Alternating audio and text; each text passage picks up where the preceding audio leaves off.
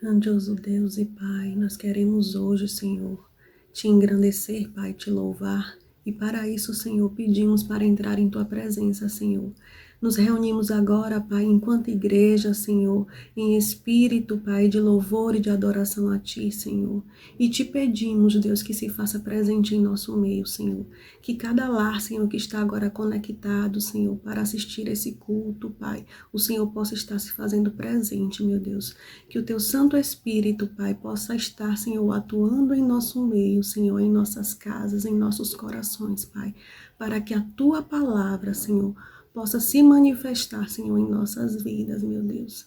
Deus, em nome de Jesus, te louvamos, te adoramos, te engrandecemos, Pai, porque Tu és digno, Pai, porque até aqui o Senhor tem nos ajudado, o Senhor tem nos sustentado, Senhor, o Senhor tem sido conosco em todos os momentos, Pai. O Senhor é o Deus que nos livra, Pai, o Senhor é o Deus que provê todas as nossas necessidades, Pai. E por isso, Senhor, nós te louvamos e te adoramos, Pai. Mas ainda mais, Senhor, te adoramos e te louvamos pelo que Tu és, Senhor. Porque o que seria, Senhor, de nós se não fosse o Senhor, Pai? O Senhor é o Deus digno de honra, de glória, de louvor. O Senhor é o grande eu sou. E em nós, nesse momento, Pai, há o desejo de te adorar e de te engrandecer. Por isso nos reunimos, Pai, cada um em sua casa, mas num só espírito, Pai, de louvor e de adoração, Pai, para engrandecer o Seu nome. O único, Pai, digno de toda a honra, toda a glória e todo o louvor. Abençoa, Senhor, este culto. Abençoa cada família da Igreja Batista Apacentar, Pai. Que o Senhor possa estar nos visitando, Pai, constantemente, Pai. Nos dá uma semana de paz abençoada e aplica, Senhor, a Tua palavra em nossos corações. Em nome de Jesus. Amém.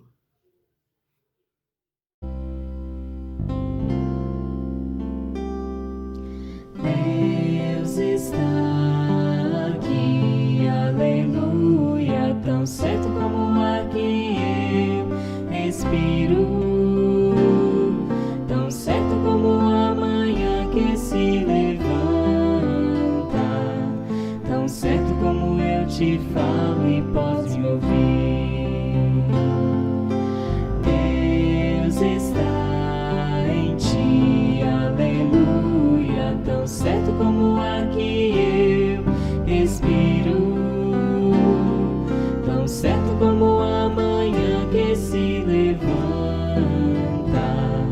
tão certo como eu te falo e podes me ouvir. Deus está em nós, aleluia, tão certo como o ar que eu respiro, tão certo como a manhã que se levanta, tão certo como eu te falo e podes me ouvir. Deus está no céu, aleluia, tão certo como o ar que eu respiro, tão certo como a manhã que se levanta, tão certo como eu te falo e podes me ouvir, tão certo como eu te falo e podes me ouvir.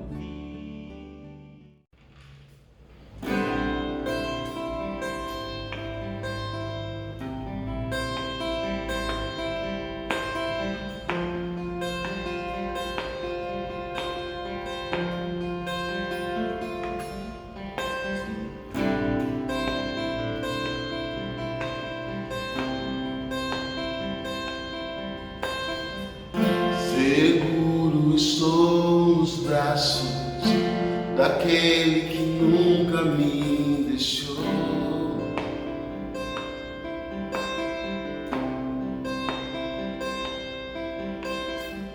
Seu amor perfeito sempre esteve repousado em mim.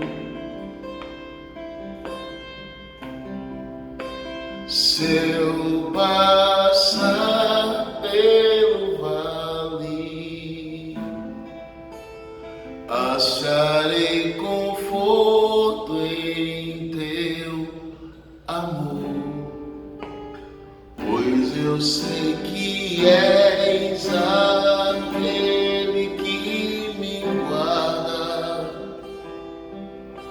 guarda.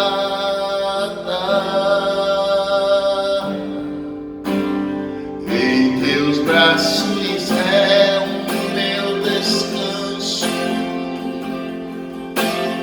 Em teus braços é o meu descanso.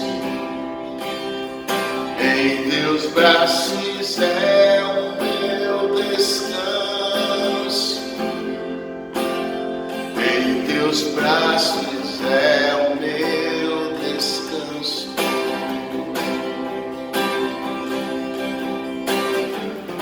Seguro estou nos braços daquele que nunca me deixou. Seu amor, oh, seu amor perfeito sempre esteve repousado em mim. Seu passar pelo vale, acharei conforto em teu amor, pois eu sei que és aquele que me guarda,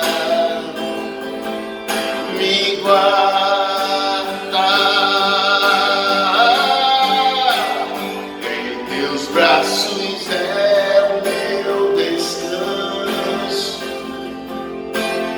Em teus braços é o meu descanso. Em teus braços é o meu descanso. Em teus braços é o meu descanso.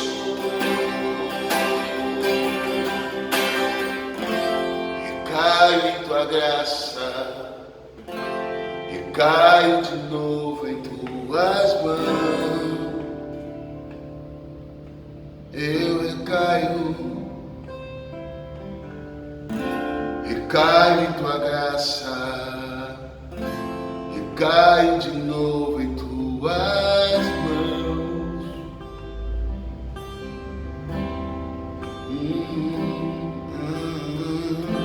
E caio em tua graça, e caio de novo em tuas mãos.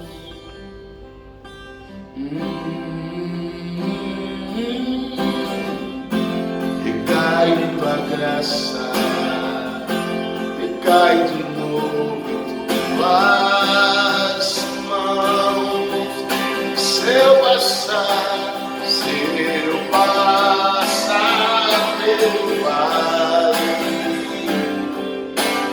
acharei conforto em teu amor, pois eu sei que és aquele que me guarda,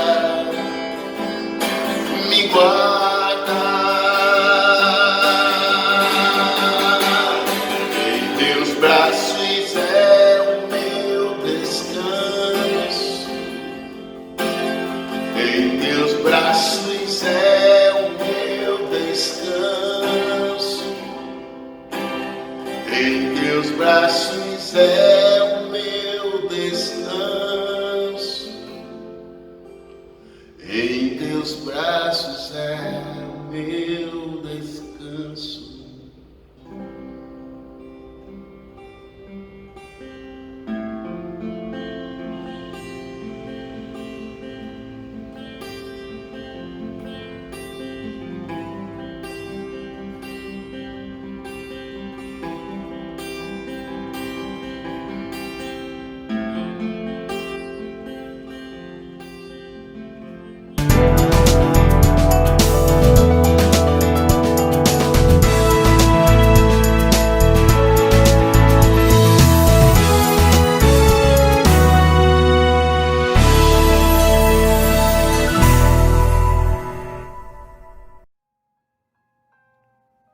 Graça e paz, meus amados irmãos, toda a família da Igreja Batista Apacentar, aí na cidade de Alagoinhas. Meu querido irmão Rominil, forte abraço. Quero louvar a Deus pela sua vida, pela irmã Gal, pelas suas filhas Carol, Karine. Certamente Deus tem demonstrado cuidado, zelo para com vocês. E eu passo aqui para agradecer a Deus pela sua vida, pela sua família. E dizer à família Apacentar, da Igreja Batista aí em Alagoinhas, a minha gratidão a Deus pela vida do Rominil, da sua família. Tive o privilégio de pastoreá-los durante um tempo na igreja El Shaddai em Iaçu, e agora sei que ele está aí sob os cuidados de Deus para um propósito. Continue unidos, trabalhando, ajudando o vosso pastor Daniel, que tem cobrido vocês com orações e conduzido esse povo. O desejo do meu coração é que vocês cresçam, desenvolvam, multipliquem na obra do Senhor e que o eterno Deus, a mão poderosa do Pai, seja sobre a vida de vocês. E amados, eu tenho pensado nesses dias sobre uma palavra que eu tenho estudado esses dias e parei e voltei novamente a lembrar desse texto bíblico. Eu quero louvar a Deus pela sua vida que está em casa, sempre nos acompanhando, e dizer para você que não perca a motivação de congregar. O escritor aos Hebreus vai falar que devemos tomar um cuidado para não perder esse desejo. Logo que houve a pandemia, se instalou a necessidade de distanciamento. Isso é necessário. Porém, graças a Deus, nós estamos seguindo todos os crivos do Ministério da Saúde para que você se sinta seguro na casa do Senhor. Máscara, álcool gel, o distanciamento de 2 metros, eu tenho dito sempre isso aqui, para propiciar a você a oportunidade, de você estar na casa do Senhor. Então, sempre que você tiver a oportunidade, você que não é do grupo de risco, não deixe de vir à casa do Senhor. Estou falando para aqueles que podem, que não estão no grupo de risco, tá bom? Amém? Isso é uma palavra pastoral, de amor, de carinho e cuidado pela sua vida. Pois a palavra do Senhor manda a gente congregar, tá bom? Irmãos, abram suas Bíblias no livro de Atos dos Apóstolos. Eu lembrei desse texto e eu quero compartilhar com você. Capítulo de número 2, verso de número 42.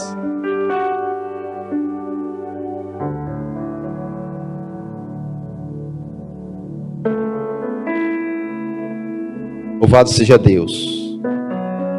É a história da igreja, também alguns chamam de livro do Espírito Santo, porque fala do enchimento, do revestimento, dos milagres, dos prodígios na vida da igreja.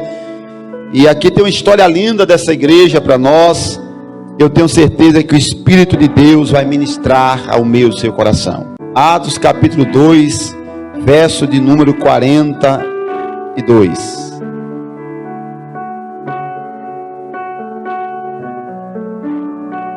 O tema diz assim: como viviam os convertidos.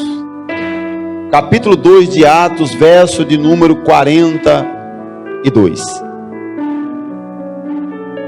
E perseveraram na doutrina dos apóstolos, na comunhão, no partir do pão e nas orações. Em cada alma havia temor, e muitos prodígios e sinais eram feitos por meio dos apóstolos. Verso 47. E louvavam a Deus, enquanto o povo caía na simpatia. Enquanto isso, o Senhor lhes acrescentava dia a dia os que iam sendo salvos. Bendito seja teu nome, Senhor. Muito obrigado, Pai, pela leitura da tua palavra. O texto ora lido do livro de Atos dos Apóstolos aconteceu em um momento muito marcante da igreja. Porque a igreja, ela tem uma responsabilidade, irmãos, de tornar o caráter de Deus conhecido. A igreja tem uma responsabilidade de anunciar o reino dos céus aqui na terra. Tenho dito em algumas oportunidades que a igreja ela pode ter uma boa estrutura física, ela pode ter bons oradores, ela pode ter um bom ministério de música. Ainda assim, se ela não cumprir a função e não trazer ao mundo a revelação do Deus que se fez carne, habitou entre nós e reina pelos séculos dos séculos, ela perde a sua função. Ela passa a ser qualquer outra coisa, uma instituição, até o nome religiosa, mas não a igreja. E essa igreja de Atos, ela tornou notório o caráter de Deus na sua época. Uma época difícil. Porque mesmo vendo alguns irmãos da sua família ser morto pela perseguição de Roma, casas, famílias, vilas serem queimadas, a brasa acesa no coração desses irmãos não permitiu negar a sua fé. É preciso proclamar a virtude do reino de Deus, principalmente nesse tempo que nós estamos vivendo. Um tempo difícil, irmãos. Talvez em alguns aspectos para eles eram pior, porque eles viam o fio da espada, eles viam o sangue de alguns irmãos serem derramado nas vilas, eles ouviam falar do que era Roma e a sua fúria contra a igreja do Senhor. Essa igreja orou por Pedro quando soube que Tiago fora morto ao fio da espada pelo sinédrio naquela época. E sabia que Pedro, após a Páscoa, seria julgado também, teria o mesmo fim. Essa igreja, ela não parou. Ela soube respeitar o momento de ficar em casa, mas não ficar em casa sem deixar de ser igreja. Eles estavam orando, e Deus visitou a Pedro e o tirou da prisão. Era essa a marca da igreja. E agora estamos lendo o texto que essa igreja tinha tomado uma decisão de servir a Cristo de forma radical. Para eles a vida cristã era uma decisão de vida e não uma brincadeira de mudar de religião. Para eles andar com Cristo era algo sério e não uma tentativa para ver se ia dar certo. Para eles, a vida com Deus, os princípios bíblicos deveriam ser levados a sério.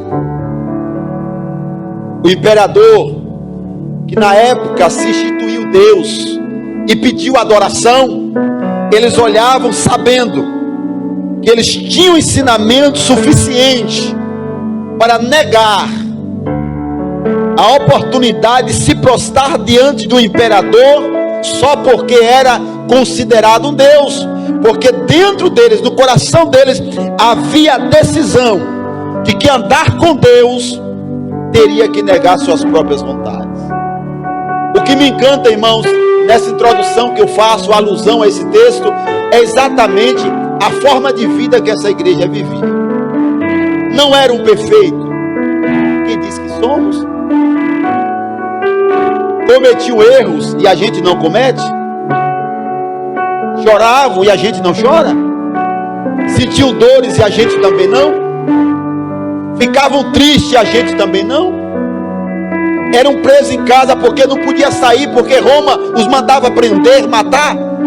Em algum momento, nesse que estamos vivendo agora, desta pandemia, também não estamos limitados, não? Mas não perderam a sua identidade de quem eles eram. O que me deixa maravilhado é que o autor desse texto, do livro de Atos, possivelmente Dr. Lucas, o médico Lucas, o mesmo autor do livro de Lucas, ele faz questão de trazer o que ele ouviu falar das testemunhas oculares, que essa igreja, eles viviam no meio de tantos milagres, de tantos prodígios, aonde eles chegavam, mudavam a cidade. Eles entravam numa casa, a casa não se tornava mais a mesma. Eles entravam em uma vila e Deus mudava o contexto daquelas pessoas.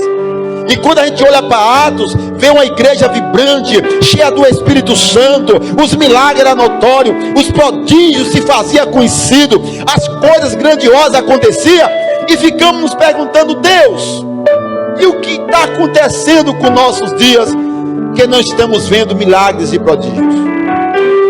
Mas Deus está fazendo. Sabe qual é o segredo dessa igreja? É que os milagres e prodígios não eram as orações e petições dele. Eles não ficavam sempre dioturnamente dizendo: Senhor, faz milagre, faz maravilha.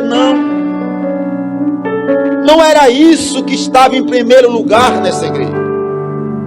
Capítulo 2, verso 42, disse que ele não perseverava nos milagres, eles não perseveravam nos prodígios, não. Isso vinha depois, cumprindo o que o próprio Jesus ensinou: aqueles que creem, os sinais vão acompanhar. Qual era a primeira marca dessa igreja? Perseverança na doutrina.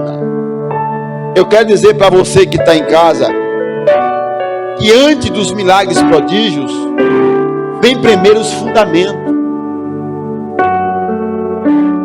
Porque a doutrina eles tinham que perseverar. Porque doutrina aqui é os ensinamentos de Deus, eram os princípios da palavra, eram os oráculos de Deus revelados, ou seja, aquilo que os apóstolos ensinou, a forma de vida, o obedecer, o andar com Deus, a santidade, o negar a si mesmo, o caráter, a personalidade cristã. Isso era algo que estava em primeiro lugar, irmãos. Ou seja, alguém que persevera numa doutrina é alguém que se esforça para viver aquele estilo de vida ora prometido para ele viver. A Bíblia diz que os apóstolos, quando saíram de Israel, que chegaram na Antioquia da Pisídia, fora de Israel, olharam para ele e disseram: aqueles homens são cristãos, ou seja, eles parecem com Cristo. Quando Deus chamou Abraão e disse: sai da tua terra, sai da tua parentela, sai da tua cultura, esquece a tua idolatria dos teus e vai para uma terra que eu vou te mostrar. Deus deu a ele um princípio doutrinário. Agora não é mais do seu jeito, é do meu jeito. Quando Deus chamou Abraão e disse: eu vou te abençoar e vou abençoar a tua descendência, olha para o céu, vê as estrelas, se é que tu pode contar, assim será a tua descendência. Mas quando Deus disse isso para ele, Deus disse: olha, Abraão, tem algo para te dizer. Para você ser abençoado,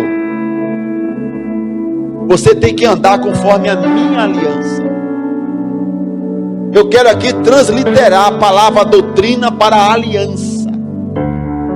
Nova forma de vida, comprometimento com aquele pela qual me aliancei, fidelidade,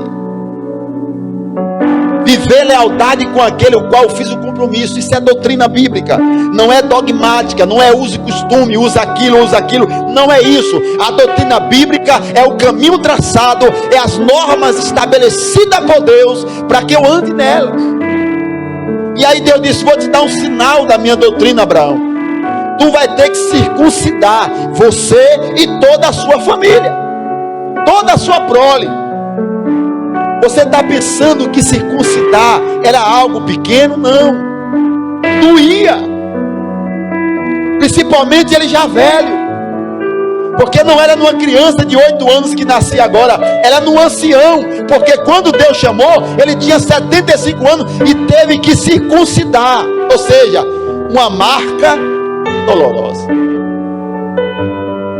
Isso quer dizer que perseverar na doutrina é viver uma vida cristã de renúncia, onde a aliança com Deus, ele estabelece os princípios, não somos nós. E vemos as pessoas dizer: mas eu estou servindo a Deus, Deus me compreende, não tem problema não, eu vou andar assim mesmo, Deus me entende, Deus sabe que eu nasci assim. Problema seu e meu. as regras de Deus. Essa aliança exige regras. E essa igreja, elas levou a sério as regras estabelecidas para quem quer andar com Deus. Os milagres não eram petições dele, manda milagre, não. A preocupação deles era: eu estou andando conforme a doutrina me diz que eu devo andar? Meu amado irmão que está em casa, minha amada irmã que está nos ouvindo, andar com Deus exige normas.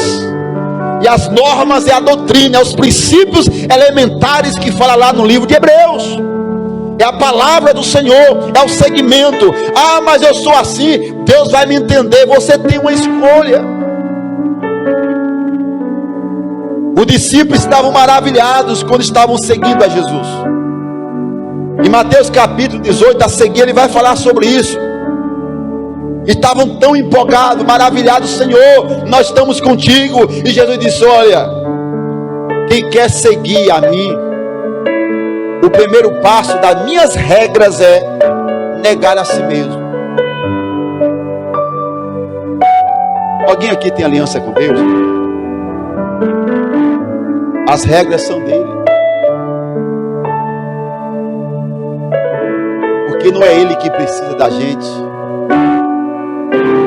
é a gente que precisa de Deus.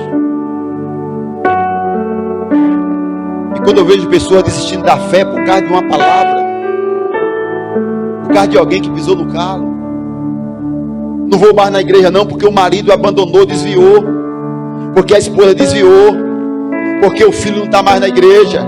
Ah, eu sou jovem, meu pai não vai, eu também não vou mais. Você fez aliança com quem? Eu passei na rua de aparte, seu irmão não olhou para mim, então eu fiquei triste, não vou mais na igreja. Você fez aliança com quem? Ah, o tempo é difícil, Deus sabe que o tempo é difícil, então vou viver minha vida da minha maneira, sem problema nenhum. Você pode viver mais ou menos, você pode casar mais ou menos, você pode comer mais ou menos, você pode ser pai e mãe mais ou menos, você pode tudo ser mais ou menos. Mas para entrar na eternidade, o seu mais ou menos não vai funcionar.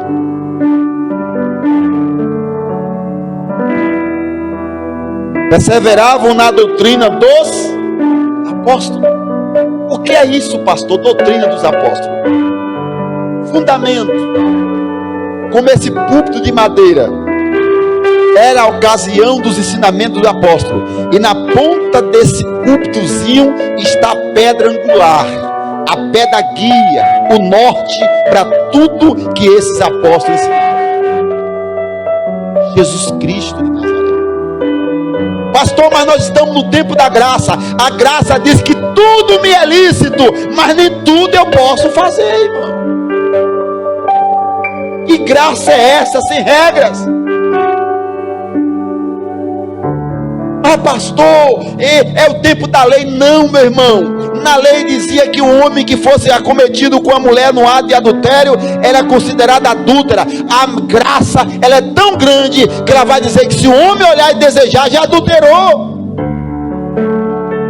Assim como a lei não podia entrar no templo de forma errada, nem o sacerdote ou o sumo sacerdote, porque já entrava com a corda, se demorasse podia puxar que estava morto. O Novo Testamento também tem regras. Essa igreja vivia conforme a palavra do Senhor, e por isso havia neles vitamina espiritual. Eles oravam, eles clamavam, o céu descia, o poder manifestava, a glória era notória, porque primeiro eles tinham a vida de santidade, comunhão com Deus, sabiam ouvir a voz do Todo-Poderoso.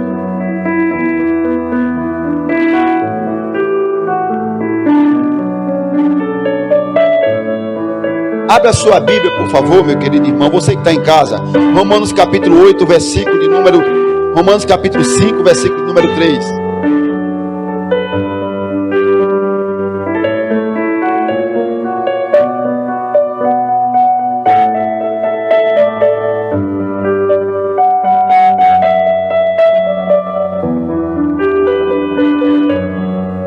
Romanos capítulo 5, versículo capítulo número 3.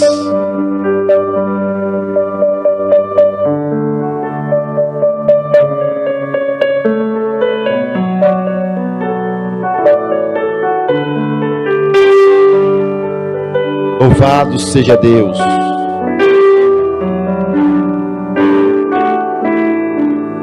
Vamos ler a partir do verso 1, para ter a compreensão melhor. Romanos capítulo 5, versículo 1. Justificado, pois, mediante a fé, temos paz com Deus por meio do nosso Senhor Jesus Cristo, pelo qual obtemos também acesso pela fé a esta graça na qual estamos firmes. Aleluia. E nos gloriamos na esperança da glória de Deus. Aleluia, Jesus. E não somente isto, mas também nós nos gloriamos nas tribulações. Olha que coisa linda. Quando sinais aconteciam, que cego enxergava, surdo ouvia e mudo falava, endemoniados eram libertos através da vida dessa igreja. As pessoas entravam nas casas onde havia os cultos e elas eram cheias da graça e se convertiam, porque era Deus que mandava a alma para lá. Eles ficavam maravilhados na glória de Deus. Eles ficavam encantados. Senhor, nós esperamos a tua volta. Eles viviam como se Jesus iria retornar no outro dia. Mas essa mesma fé, essa mesma esperança, essa mesma alegria, eles tinham também quando eram perseguidos. Se gloriava nas tribulações, ou seja, passando aperto e dizendo: glória a Deus, o Senhor é meu Senhor. Fazia como disse Paulo em Filipenses 4,13: posso todas as coisas. Ou seja, quando eu tenho tudo, eu estou dando glória. Quando falta tudo, dou a mesma glória. Quando estou bem vestido, glória a Deus. Quando não estou bem vestido, glória a Deus também. A porta abriu, glória a Deus. Está fechada, glória a Deus também. Deu tudo certo, bendito seja o Senhor. Não deu certo, Ele continua sendo bendito. Era isso, irmãos. Porque a aliança que eles tinham com Deus era coisa séria. Não era uma religião, não era uma brincadeira, não era uma tentativa. Esses dias eu vi um pregador dizer para alguém, que alguém perguntou o que é o reino de Deus. Por que Adão caiu? Por que não sei quem errou? Por que Davi caiu? Começou a questionar. No final o pastor olhou para ele e disse assim: olha, Evangelho, disse o apóstolo Paulo, Romanos, não me envergonho do Evangelho, porque é o poder de Deus. Mas deixa eu te dizer uma coisa: esse Evangelho de Cristo já dizia tudo isso sobre essas quedas e outras que haverá. O cidadão olhou e disse assim: e por que Deus permite isso? Ele disse: não me abala. E por que você crê na Bíblia? Ele disse: não me abala, porque o Evangelho não é um projeto que foi feito para ver se vai dar certo. O Evangelho é o poder de Deus que já deu certo antes mesmo dele existir. A palavra do Senhor é infalível, é imutável. Nela tem tudo o que a gente precisa. Versículo 3 diz assim: não somente, mas também nos gloriamos nas tribulações. Porque essa igreja dava glória a Deus na tribulação. Primeiro, ele vai dizer: sabendo que a tribulação produz o quê? Perseverança. Quando eles eram perseguidos, ele dizia: Senhor, nós estamos chorando, mas se o Senhor permitiu, é para a gente aprender a esperar, que o amanhã só pertence a ti. E continuava o quê? Perseverante. E a perseverança produzia o quê? Experiência. Porque amanhã, no outro dia, um dizia para o outro: calma, porque lá na vila passamos tantos dias presos por causa dos romanos, fomos perseguidos, mas não desistimos. Olha nós aqui, temos a experiência para dizer a você que o tempo é de Deus, o tempo é de Deus, Ele tem um tempo determinado para tudo. A tribulação produz perseverança, paciência. A paciência produz experiência. E a experiência produz o quê? Esperança. E aí Jó vai dizer isso muito bem. Eu sei que o meu Redentor vive, e por fim se levantará. Isso é esperança. O apóstolo Paulo muitas vezes vivenciou isso, nos naufrágios, nas prisões. Ele estava preso em Roma, escrevia para os irmãos sobre liberdade, porque a tribulação ensinou Paulo a ser paciente. A paciência deu experiência a Paulo, e a experiência de Paulo era o quê? Para mim viver é Cristo e morrer é lucro. Irmãos, ninguém consegue rir na dor. Ninguém consegue dar glória e aleluia na tribulação se ele não passar por umas ou muitas. Porque na tribulação ele vai aprender a ser paciente, na paciência ele vai ter experiência, e na experiência ele vai dizer para o outro: vale a pena andar com Deus, porque o bom das coisas não é o início, é o final dela. Há uma glória nos esperando, há uma glória nos esperando, há uma promessa que Deus não mente.